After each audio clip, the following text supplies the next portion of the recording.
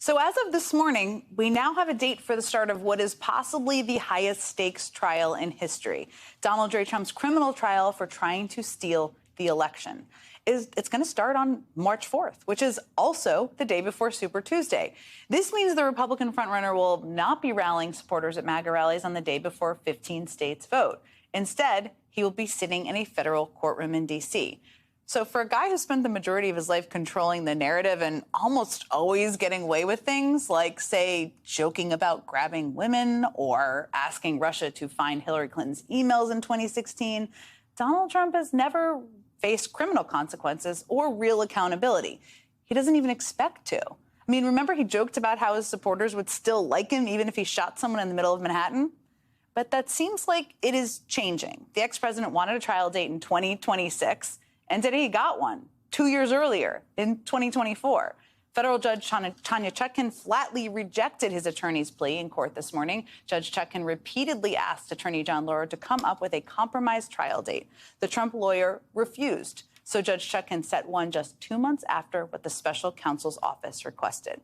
Trump seems to have lost control. His entire life has been stagecrafted, but this time he's not the one in charge of producing the show.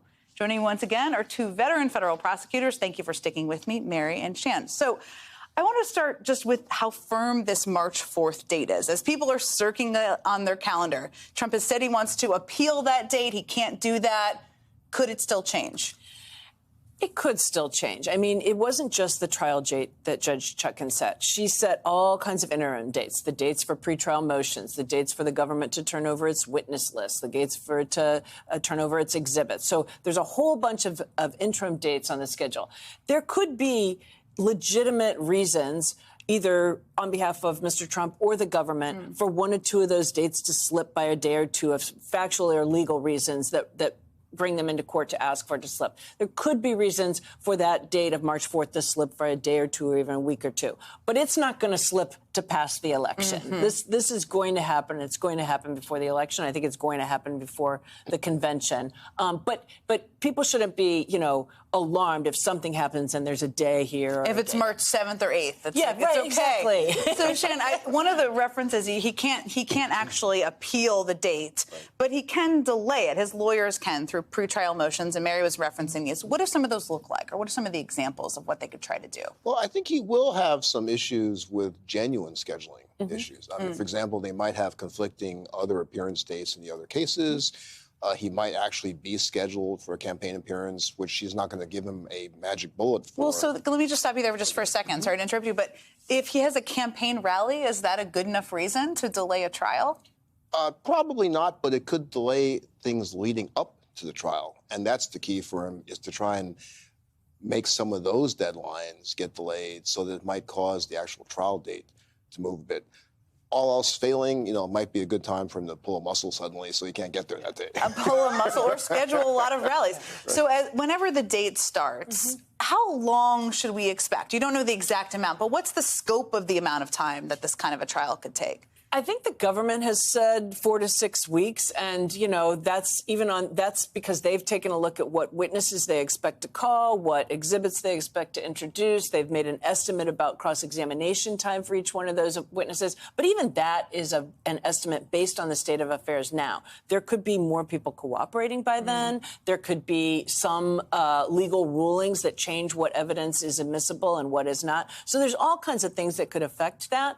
But I do think we're looking at least probably a month-long trial. And if we count, also jury selection is going to take time, right? They're going to have questionnaires to make sure people can be fair and unbiased and haven't prejudged the case. That can take a while in a case like this. And that could make it take a little bit longer. Right. So they will already have done those jury questionnaires before March 4th, and they're hoping to actually swear the jury on March 4th. But if they have a hard time getting enough people,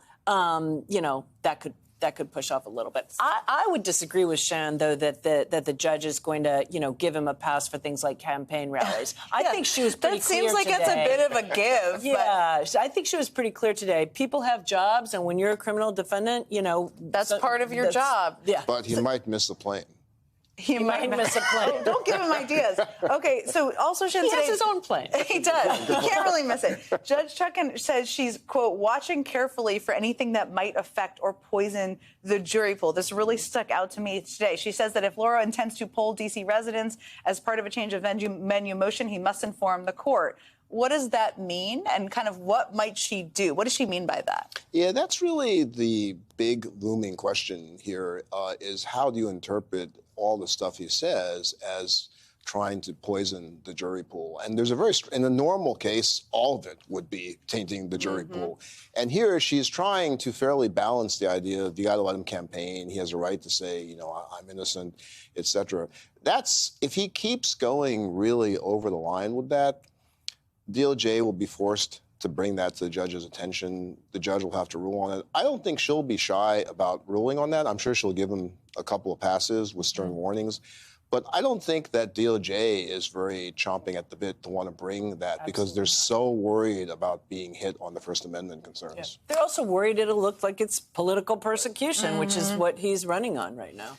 So Judge Chutkan, I mean, many people described her as not messing around. There's lots of ways to describe her. But watching the ruling this morning and how she's behaved to date, what is your take? What do you read from it on how she's going to operate this trial? Well, I mean, she is committed to treating him like any other criminal defendant. Now, he's already not being treated exactly like any other criminal defendant, but she wants to do so as much as possible. And I think what she, did today, like Judge Chutkan was a criminal defense attorney. She has defended cases and prepared for trial herself many, many times in her careers, never defending somebody like Mr. Trump, but, defending complicated criminal cases. So she's able to really assess how long will it take in a case like this to get ready. And I think she's bringing all of her experience, both as a criminal defense attorney and as a judge, to bring here and try to give him, she will give him a fair trial, try to respect his rights to due process, but not let him run the show.